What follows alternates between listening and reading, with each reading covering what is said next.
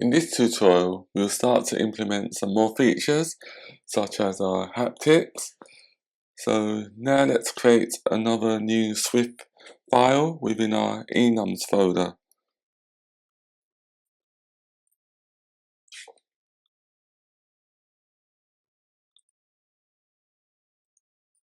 Name the file haptics.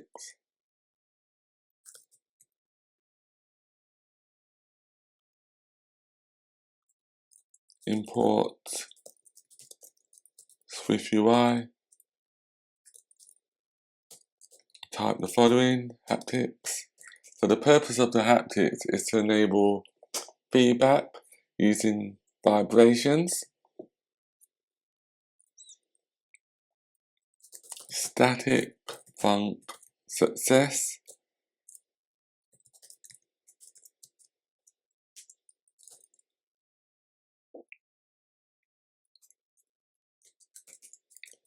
UI notification feedback generator.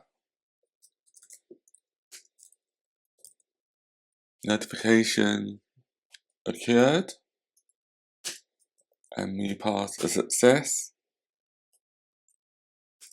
and then we do the same thing for error, but this time we pass error. UI notification feedback generator. Notification occurred, and then we send an error.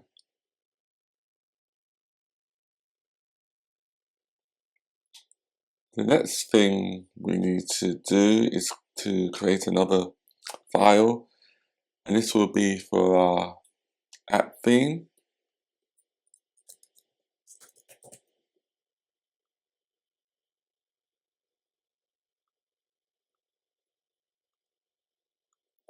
Import SwiftUI.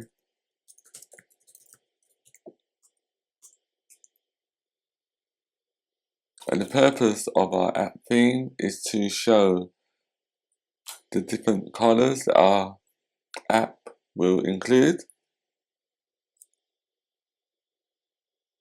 Enum app theme. So this will be a static let background equals color, UI color, system group background, and then we create another color, and this color will be for our cards.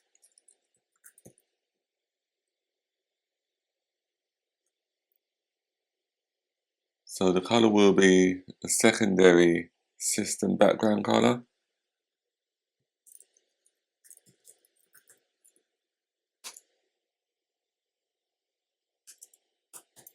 And also we need a color for our separator,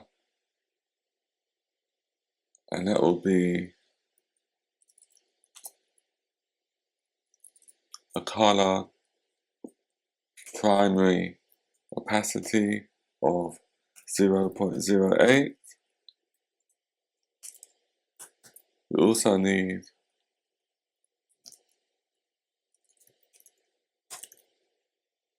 a red color,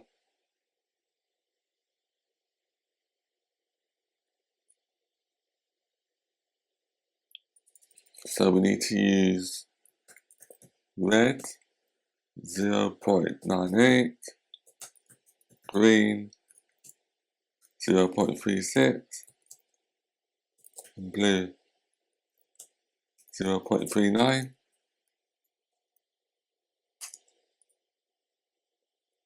We also need a custom orange color.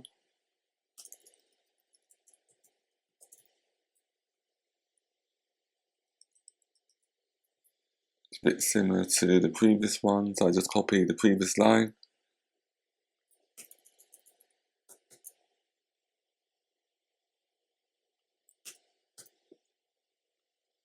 green will be 73, blue 39,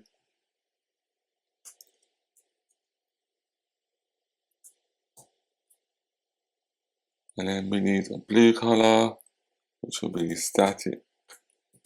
Let's blue equals color. So the red will be 35,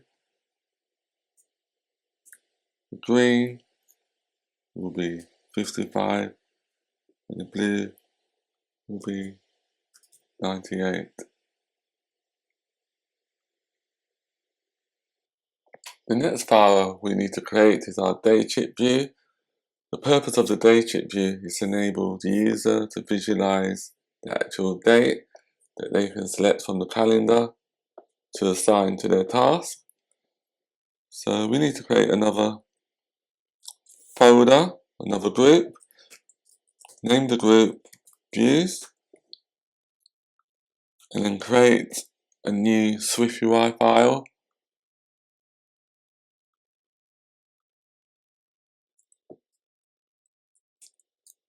Call it daychip view,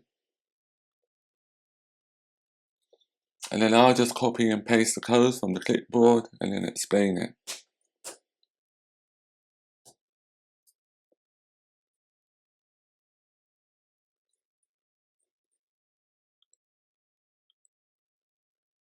So here is the code. As you can see, this code looks clean. This will pass most code reviews, and this is exactly why most SwiftUI timeline UIs fail in production.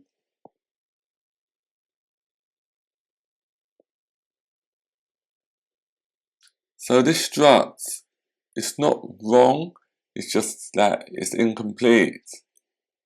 It includes a bag of values. It doesn't enforce a single rule about how a day should be displayed.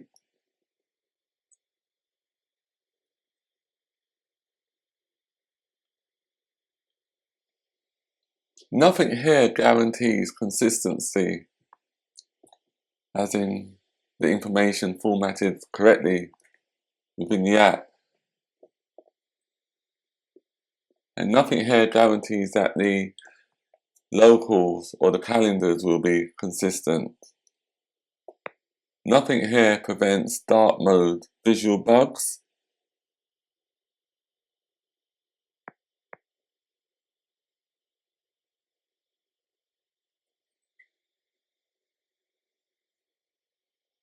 And the most important thing is that this view quietly makes decisions, and it shouldn't. As you know, the actual decision should be within the view model. In real apps, the UI state is hostile. If your view makes assumptions, inconsistencies with your application will occur.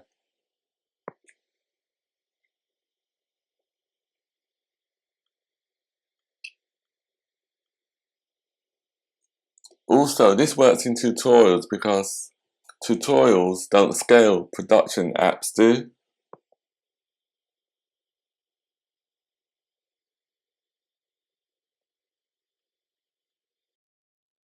The first problem is on lines 11.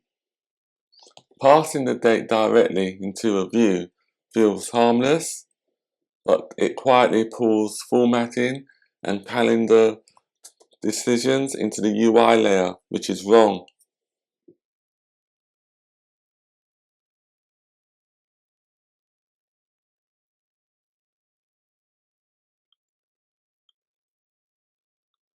And another issue on lines 14, it seems right using the date formatted that way, but it's wrong. The static avoids formatter recreation, which is a good thing, but hard coding date formats ignores local, calendar, and user preferences. As you can see, we have hard coded the date formats in actual UI.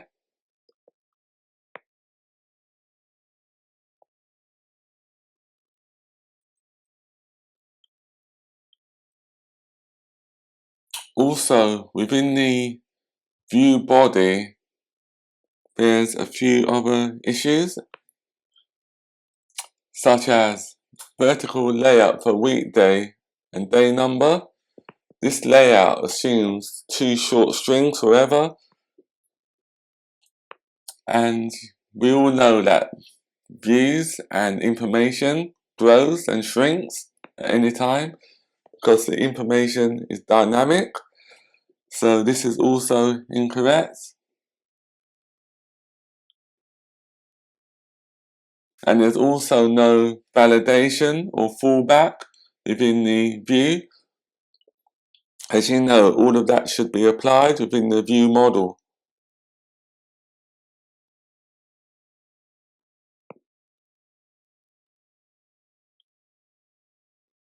And the hard-coded color is also incorrect for the background. It will work until it doesn't, such as if we change it to light mode.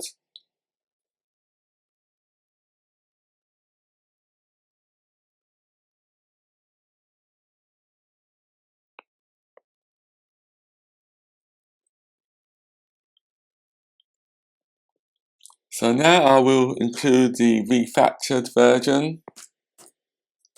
I'll just copy it and paste it from the clipboard.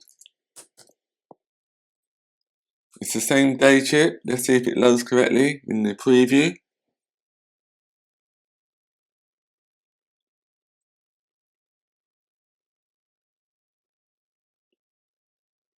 And yes, it does.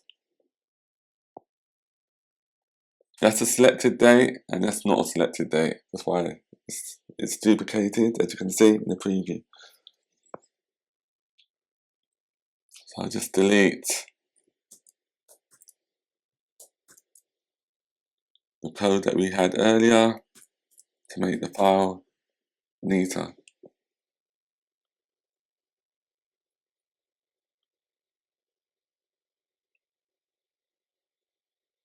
So as you can see, we still accept the date, but that's still correct because this is a calendar chip, but we immediately convert it into a display only value.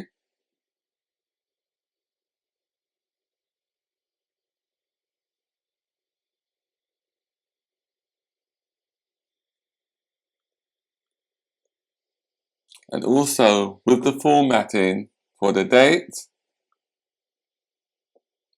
or for the date, for the day number and the day label, you can see that the formatting is consistent and explicit. Every screen uses this chip will look the same.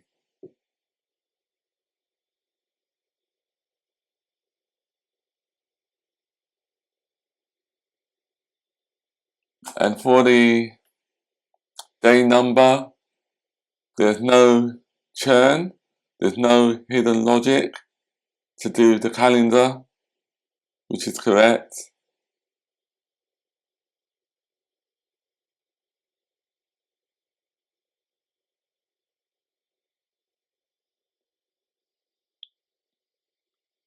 And for the actual view, in the body, it renders strings. It doesn't ask where they come from.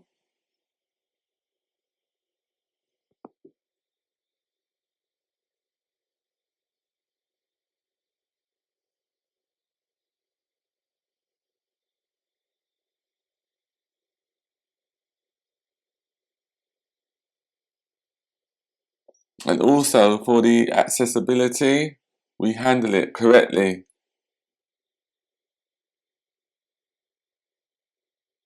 which is from one source of truth.